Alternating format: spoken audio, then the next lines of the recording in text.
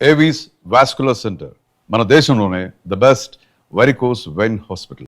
So బేసిక్గా acting అంటే సెంటిమెంట్తో ఏడిపిస్తున్నారు అనుకుంటే మీరు షాక్ ఇచ్చారు ఏంటంటే కామెడీ ఇష్టం, కమెడియన్గా చేయాలని కోరుకుంటున్నారు. యాక్టింగ్ ఒకటేనే ఇంకేమైనా స్కిల్స్ దాచిపెట్టారా మా కోసం? యాక్చువల్లీ నాకు మ్యూజిక్ అంటే చాలా ఇష్టము. ఓకే.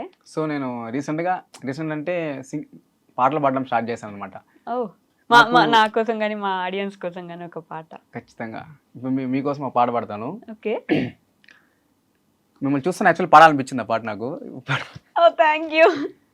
కళ్ళు మూసియో చూస్తే అక్కడికొచ్చా ముందే ముందే నాలోని మౌనమై సంతోషమిచ్చా పిల్లా ముందే ఇది నిజమా వివరించే ఎల్లోరా వయసు.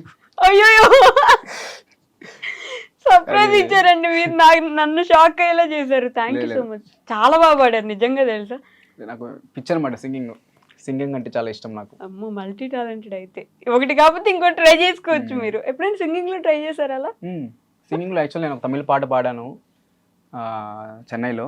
ఓ సినిమాలో వచ్చిందా? వచ్చింది, తమిళ పాట పాడాను, అది రీసెంట్ గా రిలీజ్ అవుతుంది. ఓ ఏది పాడతారా? అది మనకి లిరిక్స్ చూసి పాడాల్సింది అది.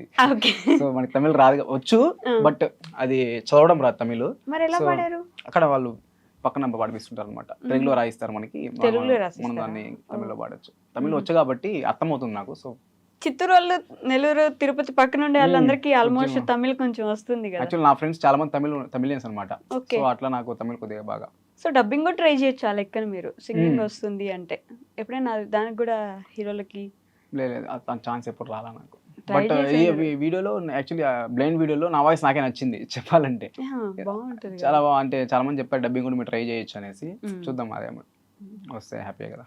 సో నేను ఈ 2 క్వశ్చన్లు మ్యాండేటరీ అందరిని అడుగుతా, మిమ్మల్ని కూడా అడుగుతా, మీరు చెప్పాలి ఇప్పుడు నాకు. మీ లైఫ్లో ది మోస్ట్ హ్యాపీయెస్ట్ మూమెంట్ ఏంటి? హ్యాపీయెస్ట్ మూమెంట్ అంటే లైక్ మా డాడీ మా మమ్మీ ఉన్నారు కదా, అలాంటి ఫాదర్ మమ్మీ దొరకడం అయితే ఫస్ట్ నాకు చాలా హ్యాపీయెస్ట్ మూమెంట్ అనమాట. ఓకే. లైక్ నియర్లీ నాకు మా అక్కకి మ్యారేజ్ అయింది కదా. సో మా అక్కకి తగిన హస్బెండ్ వచ్చాడు, అంటే మా అక్కకి తగిన హస్బెండ్ వచ్చాడు, బాగా వచ్చాడు, అంటే ఏం ప్రాబ్లం లేదు. లైక్ ఒక ఫీలింగ్ ఉంటుంది కదా ఎట్లుంటుంది మ్యారేజ్ అయిపోయినా కానీ. నేను చాలా చేశాను మా అక్క, ఇప్పుడు మా అక్క నేను ఫైట్ చేసుకుంటూ కొట్టుకుంటూనే ఉంటాం, ఇప్పుడు ఒకరికి ఎప్పుడు అవ్వదు. బట్ మ్యారేజ్ అయ్యే ముందు ఏదో చిన్న ఫీలింగ్ నాకు ఎలా ఉంటుందో, అంటే మా అక్కకి మా డాడీ అంటే చాలా ఇష్టం అనమాట, అస్సలు ఉండదు మా డాడీ లేకుండా అస్సలు ఉండదు. అలాంటి అమ్మాయి ఎలా ఉంటుంది పెళ్ళైనాక అని ఒక ఫీలింగ్తో ఉన్నప్పుడు, ఇప్పుడు నేను మా బావుతో జర్నీ చేసినాక నాకు ఆ ఫీలింగ్ మీద అస్సలు పోయిందనమాట. ఓకే పెళ్ళి అయిపోయింది అక్కకి, హ్యాపీ, ఇంకేం ప్రాబ్లం లేదు అని ఒక ఫీలింగ్ వచ్చేసింది నాకు. అది నా లైఫ్లో చాలా మోస్ట్ హ్యాపీయెస్ట్ మూమెంట్ అని చెప్పుకోవచ్చు. అంటే ఒక తమ్ముడిగా అక్క ఎలా ఉంటుందో, ఏమైద్దో అక్కడ అనే ఒక బాధ. రీసెంట్ టైమ్స్లో నాకు అదే happiest moment. Okay. So the most saddest moment? Saddest moment అంటే అంత సాడ్ మూమెంట్ ఏం లేదు. లైక్ అమ్మకి రీసెంట్గా హెల్త్ బాగాలేదనమాట, అదే దానివల్ల కొన్ని రోజులు అడ్మిట్ చేయాల్సి వచ్చింది.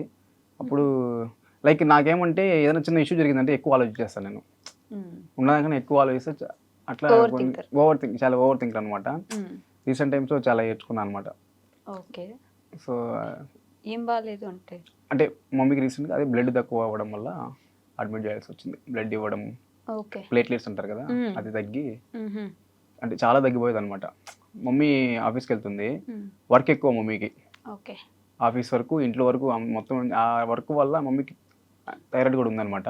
సో దానివల్ల కొద్దిగా ఎక్కువ హెల్త్ ప్రాబ్లం వచ్చి రీసెంట్గా అట్లా చాలా చాలా సాడ్గా అయిపోయాయి అనమాట. ఒక 1 week 2 weeks ఏం వీడియోస్ కూడా నేను పెట్టలేదు, వీడియోస్ తీయలేదు, అసలు అనిపించలేదు నాకు ఆ టైంలో షూట్ చేయాలని. సో మమ్మీని చూసుకుంటూ అది కొద్దిగా. అది కొంచెం ఏడుస్తారా అంటే బయటకు కనిపించేలా మనుషులకు చెప్పేలా? నాకు ఏడవడం అంటే చాలా ఇష్టం యాక్చువల్లీ.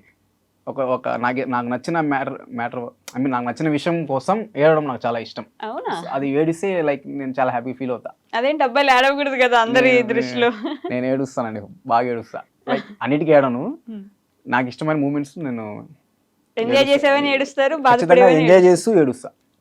అది చిన్నప్పటి నుంచి నాకు అలవాటు అనమాట. ఏ విషయమైనా కానీ. అలా ఏడ్చిన ఒక మూమెంట్ ఏంటి? ఎంజాయ్ చేస్తే ఏడ్చింది? ఎంజాయ్ చేస్తూ ఏడ్చిందంటే రీసెంట్గా అదే ఇవంతా వచ్చాక ఐ మీన్ కొద్దిగా మా డాడీకి ఎవరో కాల్ చేసి చెప్పారనమాట, లైక్ ఈ కొడుకు వీడియోస్ చూస్తున్నా ఎవరైతే ఎందుకు ఊరికే వీడియోస్ చేసుకుంటూ ఉన్నాడు మీ కొడుకు, అవంతా అయ్యే పని కాదు, ఈ సినిమా ఇండస్ట్రీ అంతా జరిగే పని కాదు అని అలా చెప్పిన ఆయనే ఫోన్ చేసి నన్ను మెచ్చుకోవడము, అదే కంటిన్యూ చేయమని చెప్పు, మంచి నేమ్ వస్తుందని చెప్పినప్పుడు మా డాడీ అది నాకు చెప్పేటప్పుడు నాకు కొద్దిగా ఎమోషనల్ అనిపించింది, ప్రౌడ్ గా కూడా అనిపించింది. ఆ ప్రౌడ్ మూమెంట్లో ఎమోషనల్ అయ్యి ఏడుస్తాను అనమాట. ఓకే, మీరు ఇంటర్ నుంచి యాక్టింగ్ కోసం స్టార్ట్ చేస్తున్నారు కదా, ఇన్స్టాగ్రామ్ లో వీడియోస్ చేయాలని ఎవరు చెప్పారంటే ఎప్పటి నుంచి మళ్ళీ దీనికి వచ్చారు సోషల్ మీడియాకి? నేను ఇంటర్ నుంచి యూస్ చేస్తున్నాను, బట్ మనం ఇన్స్టాగ్రామ్ లో వీడియోస్ చేస్తే మనం పాపులర్ అవ్వచ్చు, పాపులర్ ఇన్ ద సెన్స్ మన ప్రొఫైల్ బయట వెళ్తుంది అని ఒక థాట్ వచ్చినప్పుడు నేను స్టార్ట్ చేశాను అనమాట. ఓకే, అప్పుడు జనాలు అన్నారా ఎందుకురా నీకు ఈ వీడియోలు చాలా మంది అన్నారు, చాలా మంది అన్నారు. అంటే బయట చెప్పరు కానీ వేరే వాళ్ళకి చెప్పుకోవడం కానీ చాలా జరిగాయి. కానీ నా సరౌండింగ్స్లో నాకు కావాల్సిన వాళ్ళు ఎప్పుడు నన్ను ప్రోత్సహిస్తూనే ఉన్నారు, సపోర్ట్ చేస్తూనే ఉన్నారు అనమాట. నువ్వు చెయ్యి ఖచ్చితంగా నువ్వు సక్సెస్ అవుతావు అని నమ్మిన వాళ్ళే చాలా మంది నమ్మిన వాళ్ళు. బయట వాళ్ళది ఏముందిలేండి, వాళ్ళు ఇంకా ఎప్పుడెప్పుడు కింద లాగేద్దామా, ఎదిగితే ఇంకా అసలు చూడలేరు కదా. ఇప్పుడు కూడా ఇంత వచ్చా కూడా ఉంటారు కొంతమంది. ఇప్పుడు కూడా ఇంకా అంటున్నారా, అంటారు అవసరమా మనకి ఈ వీడియోలో, ఏదో 2 వీడియో వైరల్ అయింది అంతే కదా, ఎందుకు అంతా ఫీల్ అయిపోతున్నావు అని వాళ్ళు కూడా ఉన్నారు. పొగిడే వాళ్ళకంటే ఇల్లే ఎక్కువ ఉన్నారు. బట్ హ్యాపీ అంటే ఇప్పుడు నాకు చాలా హ్యాపీయెస్ట్ మూమెంట్ ఏదంటే మన వీడియోకి ఇప్పుడు కమెంట్స్ ఉంటాయి కదా, నాకు నియర్లీ ఆ వీడియోకి 7,000 కమెంట్స్ వచ్చాయి, ఆ బ్లైండ్ వీడియోకి. ఆ 7,000 కమెంట్స్లో ఇంతవరకు నేను నెగిటివ్ కమెంట్ ఒకటి చూడలేదు. 7,000 కమెంట్స్ నన్ను ఫాలో కొట్టి మరీ కమెంట్ పెట్టిన వాళ్ళే. నేను నైట్ కూర్చున్నానంటే నాకు అదే పని, కమెంట్స్ చదువుతా, ప్రతి ఒక్కరు రిప్లై ఇస్తుంటాను అనమాట. కమెంట్స్ చదువుకుంటా, ఏదో 2-3 లైక్ పెడతారు, ఇంకా కమెంట్ తెలిసి వాళ్ళు గమ్మున ఉంటారు. లైక్ గుడ్డోడు అన్నారు బ్రో, మళ్ళీ గుడ్డోడు ఎట్లా చదువుకున్నారు అంటారు. ఇంక ఉన్నారు గుడ్డోడుగా బ్లైండ్ వాళ్ళు కూడా చదువుకొని ఏదో స్థాయిలో కూడా ఉన్నారు. సో బ్రెయినీ లిపి అని ఒకటి ఉంటది కదా వాళ్ళు చదువుకోవడానికి, సో అట్లా ఉంటారు. అంత బాగున్నా కూడా ఎవరో ఒకరు ఏదో ఒకటి ఉంటారు, వాళ్ళు ఉండేదే దానికి, వాళ్ళు లేకపోతే ఫీల్ అవ్వాలి ఇంకా. అలాంటి వల్ల మనం ఇంకా కొద్దిగా కాన్ఫిడెంట్ అవ్వచ్చు.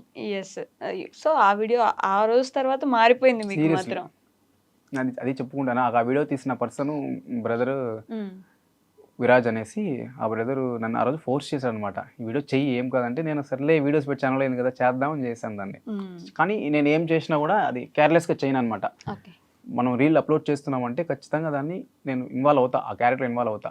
సో చేశాను, అది నైట్ పోలేదు వీడియో, లైట్ ఓకే బెటర్ అండి. మార్నింగ్ చూసే కొద్దిగా 100K కొట్టింది. ఫస్ట్ టైం నా వీడియో, పర్సనల్ వీడియో నా ఒక్కడే, వితౌట్ కొలాబరేషన్ నా ఒక్కడి వీడియో 100K కొట్టింది ఆ వీడియోనే.